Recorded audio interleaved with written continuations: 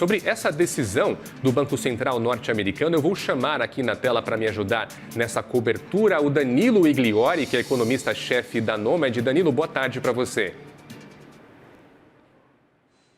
Prazer estar aqui com vocês novamente. O prazer é nosso, Danilo. Olha só, já estava precificado pelo mercado, surpresa nenhuma. Comentei aqui antes do intervalo que eu estava com frio na barriga, já sabendo que a taxa de juros ia ser mantida pelo Federal Reserve. No final das contas, Danilo, o que importa para a gente é a coletiva de imprensa que Jerome Powell vai dar às 4h30, às 16h30. Então, eu queria primeiro perguntar para você se nesse comunicado que a gente leu aqui ao vivo, você identifica algum ponto novo em relação ao comunicado anterior. E também pergunto para você o que você espera do guidance que Jerome Powell vai dar nessa coletiva de imprensa. Ele vai sinalizar um corte de juros na próxima reunião? Olha, vamos lá. Começando pelo comunicado, eu acho que tem uma coisa que entrou nova e uma coisa que saiu, que vale a pena a gente prestar atenção. As duas referentes ao mercado de trabalho, né? O que entrou é a segunda frase do comunicado, dizendo que o FONC entende que temos sinais de estabilização no mercado de trabalho, né? Isso é importante porque vamos lembrar que o que motivou, né, o início do último ciclo de corte, né, as últimas reduções da taxa de juros, foi exatamente uma preocupação com o mercado de trabalho, né, um reconhecimento de um enfraquecimento do mercado de trabalho. Então isso, de alguma forma, sai do comunicado. E a segunda coisa que é importante foi aí a retirada de uma expressão com relação aos riscos. Então, no último comunicado, o FONC dizia, olha, a gente percebe que o risco de uma perda de emprego é maior do que um risco de um repique na inflação. Isso saiu, né? A única coisa que continua em termos de risco é que o FONC entende que o cenário ainda continua muito incerto. Então, de alguma forma, essa nova leitura do FONC corrobora as expectativas do mercado de que, não, olha, não vamos baixar dessa vez e muito provavelmente, a não ser que aconteçam coisas que ainda não estão no radar, a gente não baixa nas próximas também, né? Então, indo para a segunda parte da sua pergunta, eu acho que o Powell vai evitar dar qualquer sinal, né, de um forward guidance, né, de informações sobre quais podem ser os próximos movimentos. Acho que ele vai se manter na estratégia usual de dizer que os próximos movimentos dependerão essencialmente de um amplo conjunto de dados.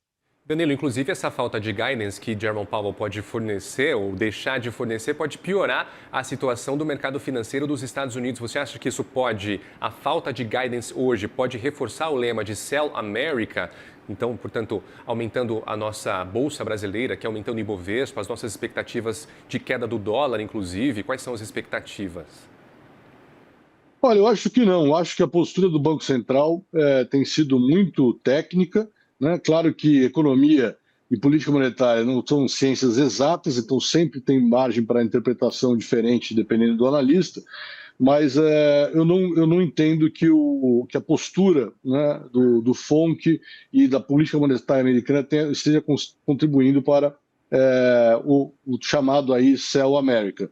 O que eu acho que tem sido mais complicado, isso certamente vai ser foco da entrevista do Powell daqui a pouco, são as pressões, né, que o governo tem feito em cima do Fed como um todo, né? Sejam as pressões por declarações pressionando, né, uma redução da taxa de juros, seja pelas medidas concretas aí com relação a diretores e o próprio Powell, né, nesse último movimento aí da Justiça. Então, certamente vão ter muitas questões com relação a essas pressões, que aí sim tem levantado muitas suspeitas do mercado com relação ao que pode vir pela frente. Igliori, deixa eu me aprofundar nessa questão. Eu comentei aqui durante o Breaking News que Donald Trump está rompendo uma barreira histórica que é justamente interferir no Federal Reserve. Tem várias farpas trocadas ali com Jerome Powell, ameaça de processo, ameaça de demissão, troca de ofensas ali. E Jerome Powell se mantém firme, se mantém técnico e falando sobre isso nessa reunião, nessa coletiva de imprensa que ele vai conceder hoje, o que você espera? Você espera um tom mais político? Eu vi que você disse que ele deve ser mais político mas talvez esperar talvez que ele seja mais defensivo também. Ele já disse aqui que não tem como eu ser demitido por você, porque isso não está na lei dos Estados Unidos. Você espera alguma mini farpa que Jerome Powell pode dar hoje? E eu falo isso, Igliori, porque sempre que o Federal Reserve ou aumenta ou mantém a taxa de juros, o Donald Trump vai lá no Truth Social e regaça no dedo, né? Faz várias críticas, enfim. Já pensando nisso, você espera que Jerome Powell antecipe algum tipo de crítica? Olha, eu acho que o Powell vai tentar ser o mais isento possível, e mais neutro possível, melhor dizendo, e vai tentar evitar as perguntas aí mais, vamos dizer assim, apimentadas dos jornalistas. Mas pode ser que ele venha com a mesma abordagem que ele usou na reação, né, do processo criminal que levantaram contra ele. Então vamos lembrar que as pressões do Trump vêm ocorrendo há muito tempo, e desde o início, né, da nova administração, e o Powell, durante um bom tempo, manteve um silêncio, vamos dizer assim, protocolar em relação a essas pressões, evitando qualquer comentário. Mas, quando chegou o processo aí criminal sobre as reformas, né, nos prédios do Banco Central, ele não se calou, ele veio imediatamente a público e fez um discurso dizendo que as pressões eram de natureza política e não de natureza, vamos dizer assim, técnica com relação às contas públicas do Banco Central. Então, é possível, né, que ele traga essa abordagem de novo. Mas, pelo histórico do Powell, eu acho que ele vai tentar ao máximo evitar colocar, vamos dizer assim, gasolina nessa fervura, vamos dizer assim. E cá entre nós precisa de bastante paciência, porque não é pouca pressão que Donald Trump aplica. E, Gliori, aqui na nossa atualização de mercado, eu estava contando para a audiência que a S&P 500 está em patamares recordes, ultrapassou os 7 mil pontos hoje, mas aí com valuations estressados também. Você acha que manter os juros nesse patamar, nesse nível que nós vemos hoje, por mais tempo, pode ser o balde de água fria que o Wall Street estava justamente evitando?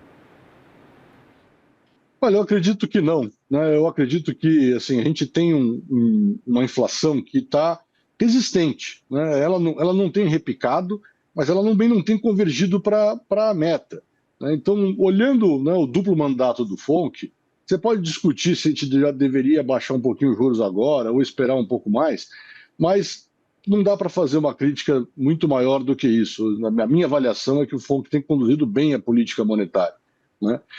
As questões ligadas à evolução do S&P, na minha cabeça, são muito mais de microeconomia, quer dizer, qual que é a capacidade dessas tecnologias de inteligência artificial se difundirem por outros setores e, de fato, vamos dizer assim, corroborarem os investimentos que têm sido feitos nessas empresas, do que qualquer coisa ligada com a política monetária nesse momento, né? O importante do lado da política monetária é a gente perceber se tem alguma, vamos dizer assim, alguma deficiência, né, no funcionamento da economia americana, que tem mais a ver aí com ajustes a essa nova estrutura tarifária ou alguma herança até mais longínqua aí da pandemia do que a condução de política monetária, na minha cabeça.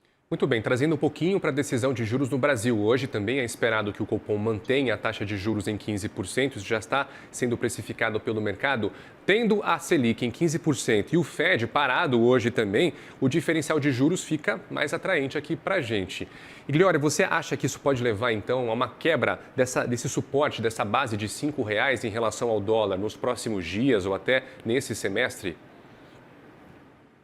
Olha, acredito que tem chance, sim, né, do dólar vir para baixo dos R$ 5.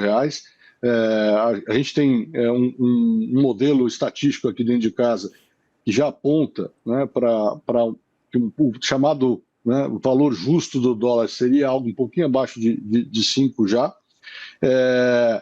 Agora, tem muitos fatores aí por trás disso, né, então, que podem ou não confirmarem essa trajetória. Eu acho que as forças, vamos dizer assim, baixistas em cima do dólar tem muito a ver com o que a gente estava falando agora, quer dizer, com incertezas geradas por políticas aí do governo Trump em particular, né, e mais particular ainda, precisamente, os conflitos geopolíticos que estão sendo armados e digeridos de alguma forma nesse momento.